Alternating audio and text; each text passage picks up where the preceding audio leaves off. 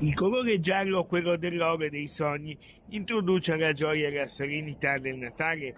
La Galleria Contini, in Calle Larga 22 marzo a San Marco, ha voluto regalare una straordinaria mostra all'oro e a tutto ciò che luccica. Dopo il grande successo dell'esposizione, che si è tenuta a Cortina d'Ampezzo, la mostra, nata da un'intuizione di Leonardo Contini, arriva in Laguna, dove resterà allestita fino ad aprile. Stefano Contini ha convocato artisti di fama mondiale. L'oro è ciò che luccica, io credo che crei felicità, se non altro serenità mentale. Quindi questa mostra è stata creata per omaggiare la bellezza nel mondo. Grandi nomi e gioielli, pezzi unici. Non ci sono solo opere d'arte, ci sono anche gioielli.